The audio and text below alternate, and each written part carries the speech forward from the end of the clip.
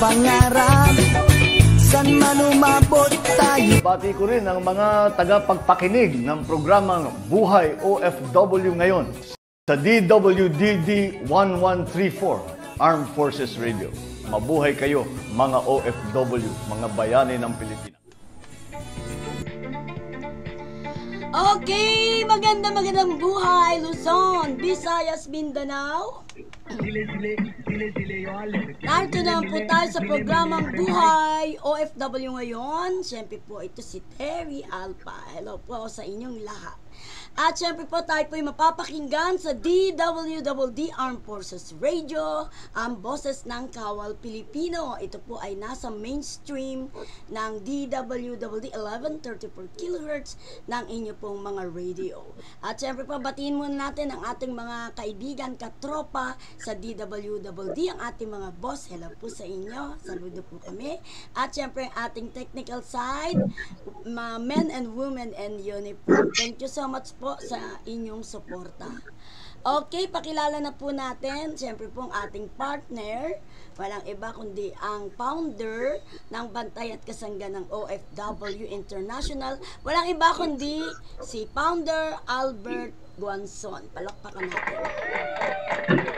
Hello, Founder. Okay, magandang hapon sa ating lahat yan, lalo-lalo na sa ating mga katrupa, sa mga armed forces natin. At sa ating mga OFW sa abroad, magandang araw po, gabi, tanghali po rin lahat. Okay. Yes, Founder, at siyempre po, batiin natin ang ating mga chapter sa 4 na sulok ng mundo, yung mga masisipag, ano? Alam naman natin kung sino ang masisipag. At siyempre, Founder, dapat may time na sila ay sumama sa atin para malaman natin yung mga ginagawa nilang mga project, di ba? Okay. At siyempre baka meron tayo bang makasama ngayong araw na to? Yes, meron po sa ating Secretary General po dito sa NCR na si Lito Villarubio. Mamaya po makasama po natin siya. Okay. At siyempre pa, alam niyo po ang ating topic ngayon ay yung ang sigaw ng mga OFW. Ayan, hello Muhammad. Yan po ang bebe ng ating founder. Siya yung tatay nanay. O, di ba ang pogi?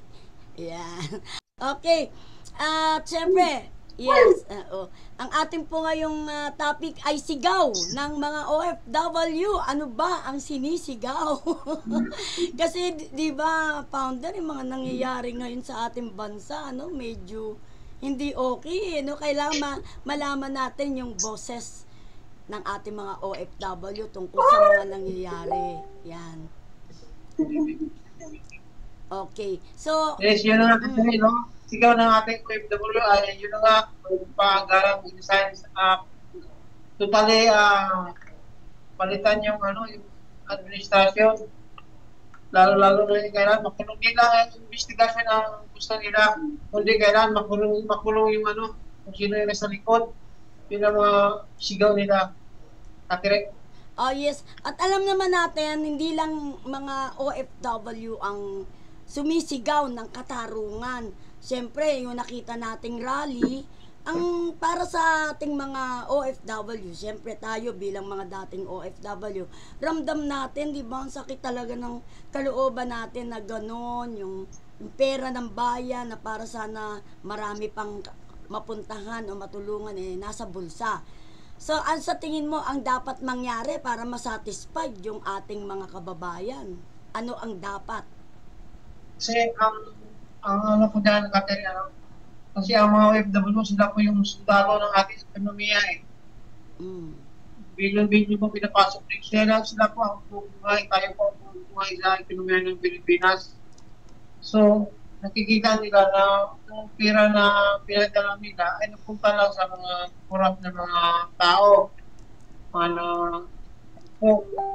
So, ang maganda niyan talaga, na pananagutin talaga yung nasa likod, kung sino man yun. Dahil kawawa po yung epektado po talaga mga OFW. So ngayon, dahil sa nakikita mo na ng mahal yung magbibilihin, ang lalaki ng mga tax ang binabayaran. Tapos yun ang problema ngayon kasi na nag-kalot talaga yung mga ating OFW na sigaw talaga nila na kaya magkakaroon ka agad ng habang maaga pa. Hindi na nga maaga eh. Okay. Magkakaroon ng panibagong bukas. Parang magkakaroon ng panibagong bukas ang ating mga mamamayan, lalo-lalo sa mga FW kasi sama na sila kasi sila naman, napapanood lang naman nila sa panood lang nila sa mga extreme media, social media, ang pangyayari dito sa Pilipinas. Pero pinapakot pa rin nila ang kanilang mga salubin sa atin. Okay. Kung ang tatanungin naman, ako sarili ko, tanongin ko kung anong gusto ko mangyari. Ang gusto ko sana, maging resulta na itong ginagawang mga investigasyon ay tama rin naman na maibalik yung mga pera na kanilang nakuha, ibalik sa kaban ng bayan. At syempre, hindi lang yan, may makukulong, di ba? Yan ang hinihintay ng mga tao. Makukulong talaga. Yan ang hinihintay na ating mga kababayan. At sa nakikita naman nating takbo ng investigasyon, syempre, hindi ka naman pwedeng basta na lang mag-convict ng tao. Ibig sabihin, hindi ka pwedeng mag-decide agad nang walang mga matibay na ebidensya. Siyempre, bago mo siya hatulan, kailangan lahat ng ebidensya is malinaw. Sabi nga, hanggat di ka na bibigyan ng hatol, ikaw ay inosente. Yan, sa ating pong wikang Pilipino. Komisyon ng wikang Pilipino. Yan, Tagalog. Medyo mahirap lang pag Tagalog na Tagalog tayo.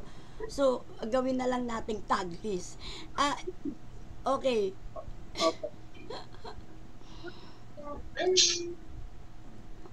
So, yun ang kanilang problema lang sa nakaraang rally kasi nahaluan kasi ng mga iba-ibang grupo na kumbaga katulad ng mga MP sumali sa mga rally at iba naman pinaglaban.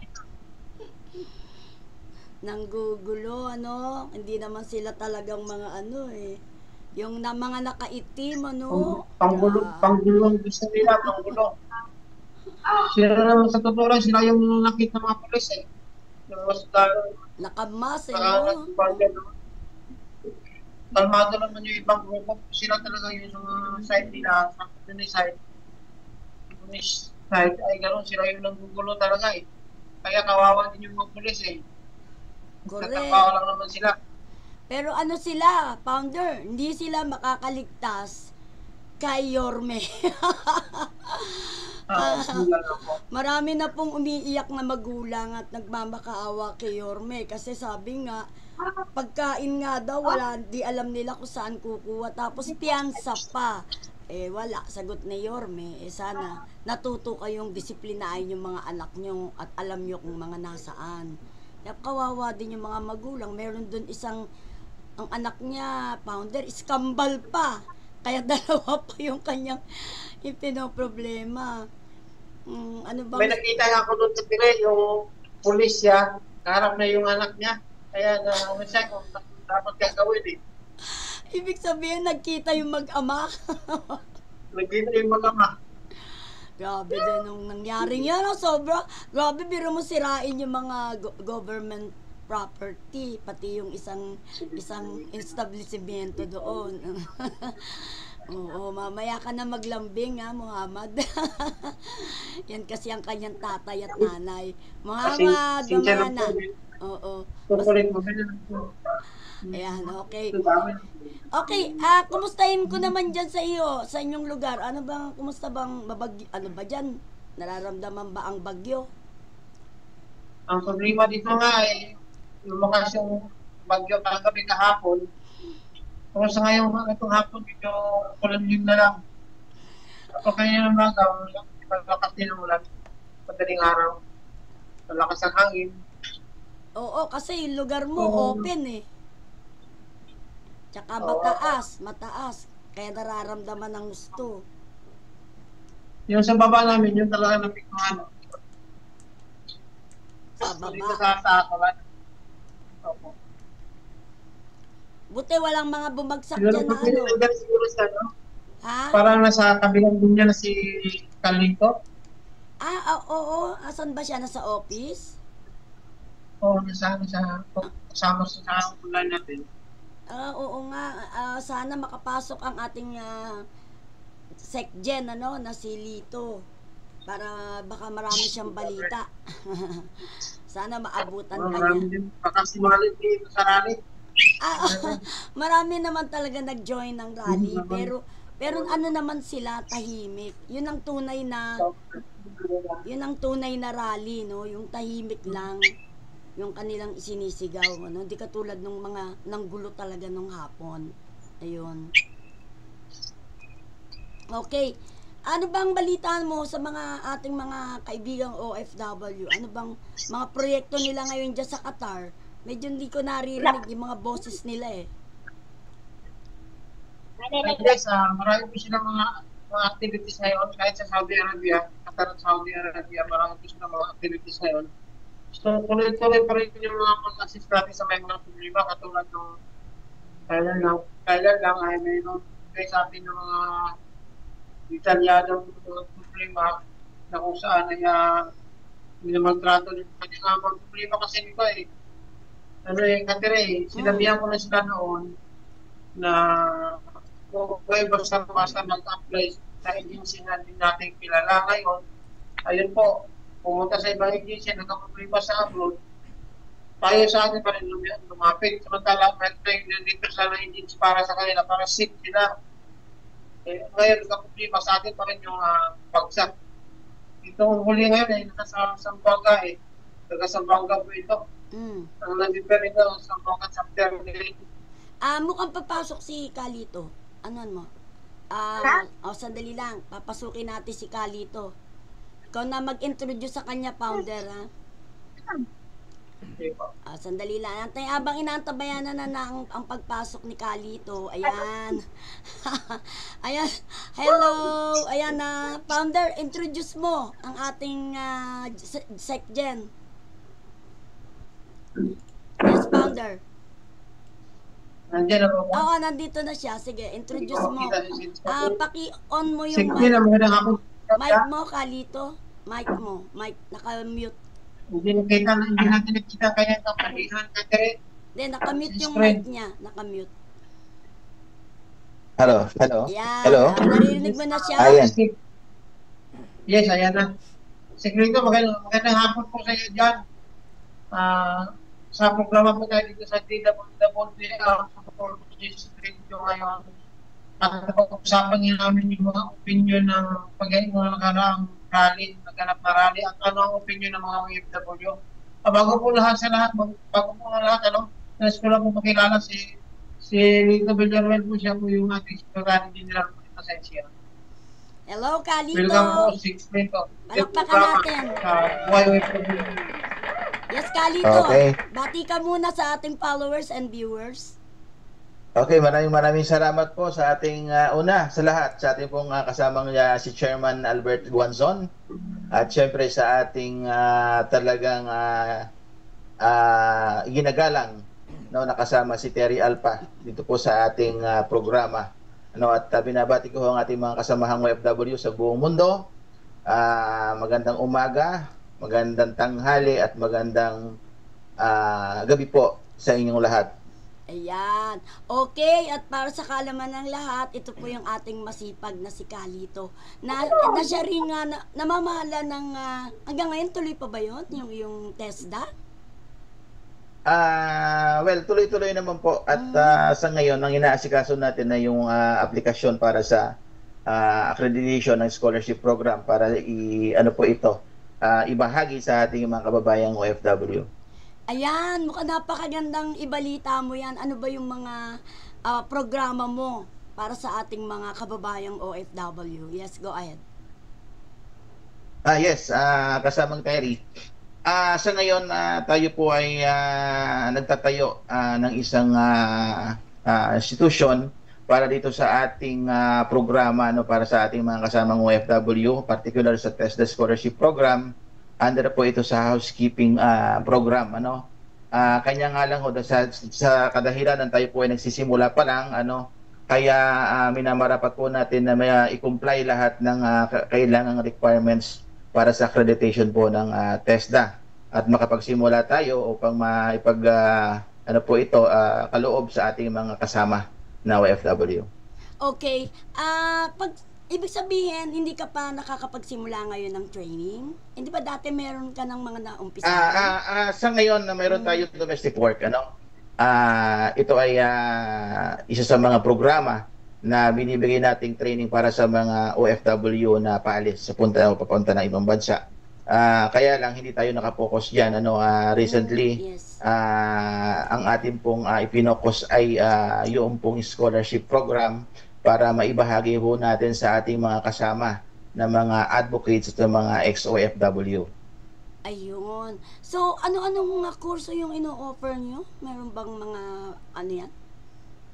Sa ngayon, sinisimula namin kasama Terry, kasama Chairman Albert, yung itong housekeeping program na sa ngayon ay nagkakaroon tayo ng kooperasyon o coordination sa ating mga kaibigan sa ibang bansa katulad ng Japan.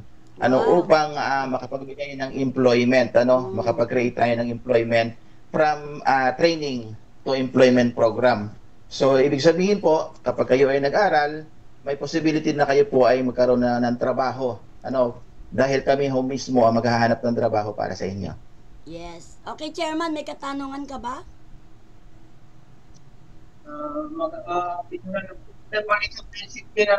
Dahil malaking tulong po ito sa mga gusto mag-upload. At kanina si Jen, napag-usapan sinabi ng opinion sa mga OFW tungkol doon sa nangyayari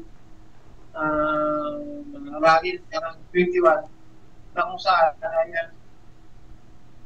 tingnan namin kung ano mga opinion ng mga OFW. Sa tingin mo kalito, ano ba yung ano yung mga opinion sa nakarating sa inyo sa mga OFW na nakaraang rally sa corruption na nangyari ngayon?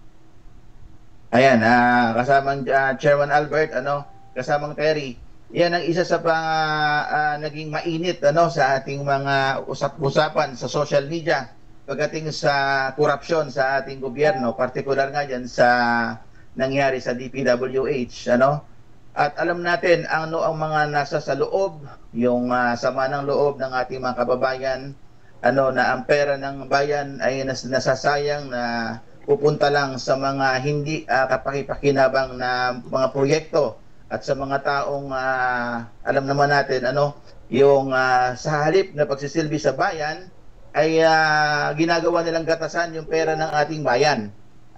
Taxpayer money. Alam mo, sa mga OFW, napakalaki ng kanilang partisipasyon din dito dahil alam mo naman natin hanggang sa ngayon, malaki po ang kontribusyon ng mga OFW sa ating ekonomiya. At ang nakakalungkot, ay makikita ho natin ang mga pangyayaring sinasayang o binabalahura ang pondo ng ating gobyerno dahil sa mga taong ganid sa kayamanan, ganid sa kapangyarihan na patuloy na pinagsasamantalahan ng pera ng bayan. Tingnan nyo ang nangyari sa ating mga kasamang Chairman Albert at kasamang Terry. Mga OFW natin na pagkatapos nilang mapauwi ng Pilipinas, ay naghihirap sila. Katunayan doon sa mga OFW natin na tinulungan, partikular yan sa mga hospital assistants, ay wala silang mga pambayad. Na ospital sila, wala silang pambayad sa ospital.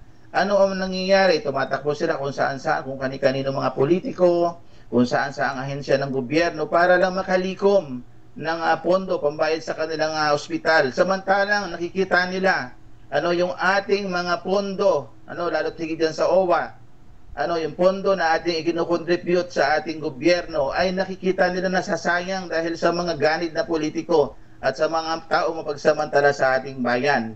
Kaya nakakagalit, hindi lang nakikita natin sa social media na yung mga lumulubog sa baha dahil sa mga flood control project na yan na hindi naman nila naiisa katuparan ng tama at patuloy na nagkakaroon ng anomalya. Sana ay matigil na yan para naman na makinabang yung ating mga kababayan. Siguro sa panahon ngayon, lalo nung nakaraang araw na nakita natin yung mga rally at isa ako sa mga naging saksi sa Mindiola. At muntik pa tayong tamaan dyan ng bato sa ulo, Bato sa ulo dahil nga may mga bayolente sa frontline na Oo nga. yung mga kasama nating kapulisan ay nasaktan. Sana hindi tayo naging masyadong bayolente pagdating sa pagpapakita ng kung sa atin ng karapatan na ipakita sa ating gobyerno, tutol tayo sa mga ganyang gawain, korupsyon. Dapat ang ating itaguyod ay papaano natin matutulungan ang ating mga kababayan ng gobyerno para magkaroon ng transparency, accountabilities doon sa ating mga proyekto sa gobyerno. Kaya sa aking palagay, sa kapangkalahatan, dapat tayo ay makiisa ang mga OFW sa buong mundo at ito sa atin sa Pilipinas, yung mga sinasabi nating mga OFW veterans, yung mga kasama natin na nagserbisyo na at hindi naman tayo nakakuha ng ng kapakinabangan ng benepisyo hanggang sa ngayon, ay dapat magkaisa tayo.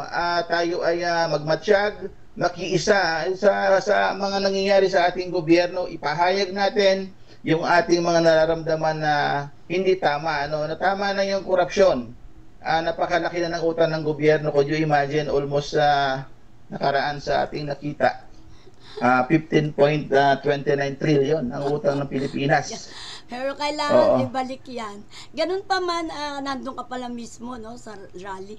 Napaka-peaceful dun sa Luneta, Maganda yung nila ron. At saka dun sa EDSA. Yes. Napaka-peaceful. Yun ang tamang pagpapahayag ng iyong damdamin. Sa pamamagitan ng kapayapaan, hindi yung violente.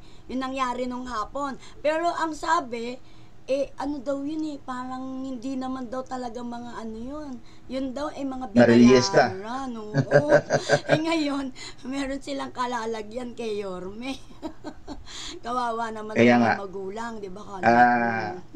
Saksi naman tayo, nakita natin yung mga kabataan na nahuli ng mga kapulisan at dinala doon sa loob ng police station para siguro sa mga katanungan na bakit nila nagawa, mga minor de edad, Kadalasan nakita ko mga minor de edad dahil alam mo naman natin protektado sila, Gumawa sila ng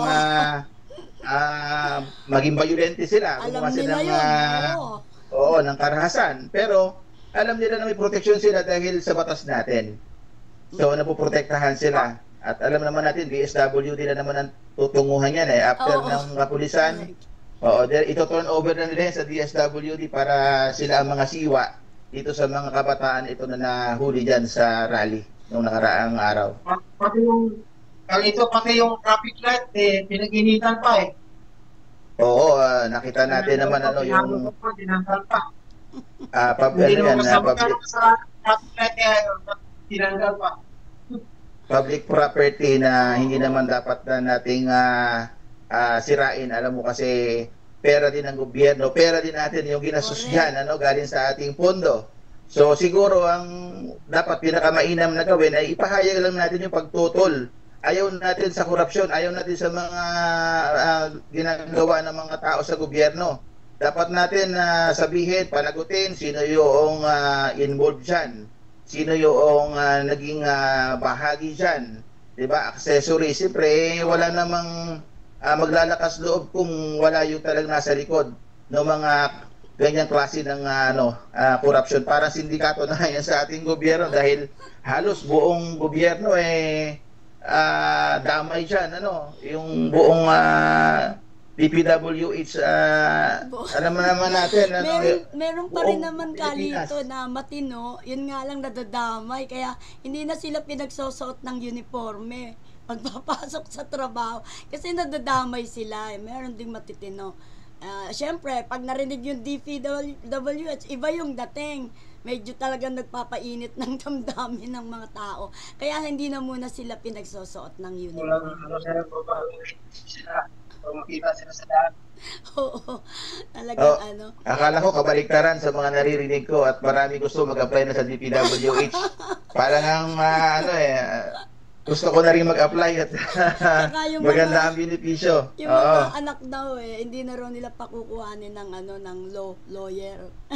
Na lang daw, kontratista. Depende naman yan kasama Terry at kasama Chairman Albert sa mga tao na nagtatrabaho sa iba't ibang ahensya, kung talaga sila ay malinis, kung sila ay talaga ay malinis ang hangarin na maglingkod ng tama, ng maglingkod ng tapat sa ating bayan, wala namang kumukontest doon, wala namang humaharang doon o kumukontra doon.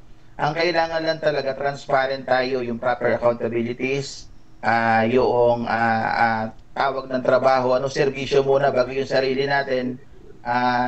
Bagaman tayo, naging bahagi din ng ating gobyerno, naging nagtrabaho rin tayo sa gobyerno, pero nanaig pa rin sa atin yung katapatan na hindi tayo naghangad ng anumang kapalit doon sa ating serbisyo, talagang serbisyo lang. So, sana yung mga kabataan, siyempre sinasabi natin yan ang pag-asa ng bayan, yung kabataan, ay dapat namomotivate doon sa tamang pamamaraan, yung nagiging magandang ehemplo sila para magkaroon ng pagbabago yung ating bayan. Maging tapat lang tayo sa serbisyo, maging tapat tayo sa ating mga kasama, sa ating mga gawain. So, lahat yan doon tutungo kung talagang gusto natin ng pagbabago. Yes. Okay, balik tayo doon sa iwanan muna natin siya. Bahala muna sila dyan. At tayo na lang politika. Medyo nakakasakit talaga ng tenga na lagi na lang narinig. So, balik tayo doon sa yung mga programa sa OFW, napakaganda niyan.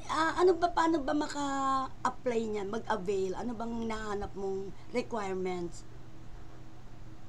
Pagdating sa scholarship program ng TESDA, lahat naman po tayo ay may access dyan, Kahit tayo ay nasa probinsya, tayo ay mga OFW, open po ang TESDA. Meron naman tayo dyan na mga regional offices, provincial offices, na pwedeng puntahan na kung gusto nyo mag-aral, yung ating mga anak, lalo na sa mga out-school youth, na yan ang target natin later na maibilang sa ating mga scholar, Kung mayroon po na gusto mag-aral, bagaman sa ating kakayahan, sa ating kapasidad, bilang mga OFW advocates, tumutulong po tayo sa abot ng ating kakayahan. Subalit, limitado lang po yung ating galaw. Kaya halimbawa may mga interesadong mag-apply, pumunta lang po sa mga TESDA offices, at kung may naging problema, pwede naman natin silang i-assist diyan. Tulungan natin paano sila makapag-avail ng scholarship program under TESDA. At alam mo, napakaganda ng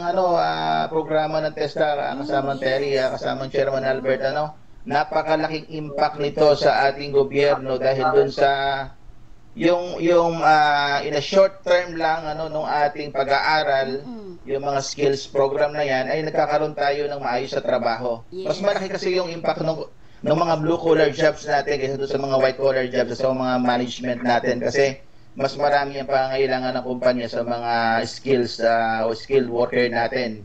Kaya ang TESDA na rin, kapag nakagraduates, marami dyan, lalo na sa central office, pag sila ay nakagraduate sa kanilang pinag-aralan, ay TESDA na rin po ang nagre-recommend kung saan kayo mag-a-apply, o may mga kasama tayo, may mga kumpanya tayong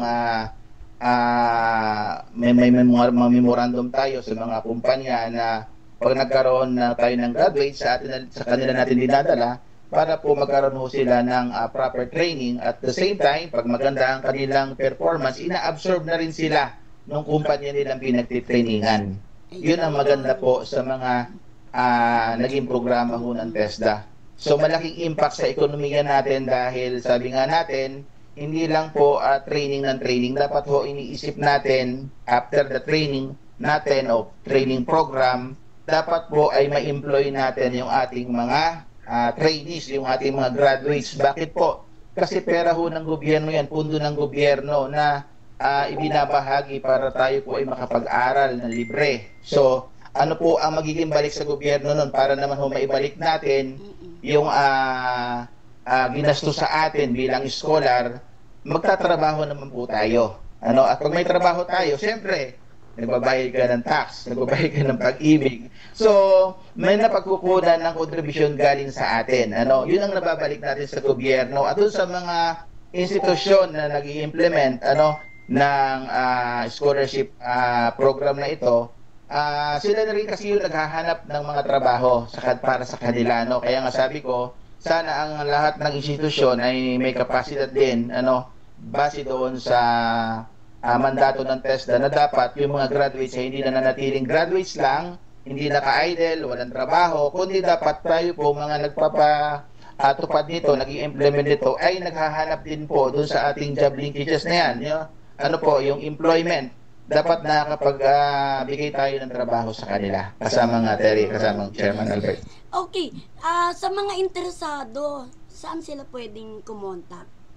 Saan ang office? Sa mga interesado po, nandyan po, sabi ko nga unang-una, pwede silang kumontak sa ating programa dito sa DWDD, kasama ang inyong kaibigan, si Terry, si kasamang Terry Alpa at si kasamang Chairman Albert. Tayo naman ang mag-i-endorse. Kung sa atin ibabato, tayo po mag-i-endorse sa TESDA para mabigyan sila ng scholarship program. Pero kung malayo ho yung tao, punta lang ho sila sa kanilang lugar, sa designated areas or yung pong TESDA offices para mag-inquire po paano ma-avail yung TESDA scholarship program. Ngayon, kung sabi ko nga po, kung magkakaproblema, tayo po ang gagabay sa kanila, ang Bantay at Kasangga at ang inyo pong lingkod, Kalito, na mag-a-assist po sa kanila para may paabot sa TESDA yung kanilang kagustuhan na mag-aaral ng libre. Ayan, okay. Ayan na lang natin ang mensahe, ang ating kasamang Kalito para sa ating mga OFW at syempre ang tunay na bayani, ang ating mga sundalo. Go ahead. Ang palagi pong sinasabi, katulad sa ating priority sa ating mga OFWs, alam naman ho natin na mga domestic work ang isa sa mga pinaka-vulnerable sa mga trabaho sa labas ng bansa, lalo na yung ating mga kababayan babae na nagtatrabaho sa Middle East. Yes. Huwag niyo hong panatilihin na kayo ay mga housemaid lang, huwag po sa bahay lang. Kapag kayo po ay nakatapos ng kontrata, ang gusto ko ho sana na inyong maisip ay mag-upgrade po kayo, mag-aral ho kayo ng mga skills training sa TESDA, na sa ganun, pagbalik po ninyo ng abroad, iba ng trabaho po ninyo. Na-upgrade ninyo yung inyong kakayahan, nagkakaroon ho kayo ng mas mataas na income. At huwag natin nung panatilihin na tayo ay mga OFW lang. Katulad nyo rin po, tayo, matagal na OFW, pero tayo nagsusumikap na magkaroon ng sarili nating hanapbuhay para sa ating mga pamilya. At mas maganda nga po, sabi ko nga na i-share natin yung mga impormasyon na ito sa ating mga kababayan, lalo sigit sa mga OFW abroad, na sana po ay magsumikap tayo. Libre naman ho ang TESDA. Sabi ko nga po, maraming programa ng ating gobyerno na pwede nating makuha para po magamit po natin ito sa ating kabuhayan. Libre ho ito, walang bayad. At patuloy naman ho tayo, ang Bantay at Kasangga, na nagpapatuloy ng ating advokasya para makatulong sa ating mga kababayan. After po ng kanilang repatriation, nakauwi ng Pilipinas, pwede na ho tayo mag-assist sa kanila para maka-avail po ng mga livelihood programs at sabi ko nga yung pag-aaral ito sa TESDA. Yes. Okay, palakpakan natin si Kalito. Ayan. At syempre, ayan na po ang ating oras. Ako, sobrang bilis naman. Chairman, siguro ikaw din ay magbigay na lang yung mensahe. Bigla-bigla. Oo, Bigla-bigla yung pagtawag sa akin ni Chairman. Siyempre, hindi ko naman napahindihan. Buti ready talaga si Kalito. Okay, Chairman, ang iyong pansamantalang pamamaalam. Go ahead. Muli po, maraming salamat Yes. sa Thank inyo you, lahat. Kalito. See you around. Salamat kayo, Kalito. Yes. Sa magandang naka-inspire naman yung mga sinasabi para sa ating mga video. Kaya nandito lang po ang Bantay sa magpapahanda po, magpapantay, magkakasangga ninyo para sa pagbabalik ninyo dito sa Pilipinas. Nandito lang po kasi maraming mga programa parating sa inyo pag nandito lang po kayo. Ayan. At para naman sa ating mga kasaluhan, maraming salamat tayo sa pagbabantay nyo sa ating bayan. Ang sana ay saludo po kami sa inyo. Yes. Ayan. Thank you so much. At syempre, ito po yung ating pansamantalang pamamaalam. Good luck po. Stress-free lang po tayo para lagi masaya. Ito po si Terry Alpa. Maraming salamat po. Salamat po. Salamat.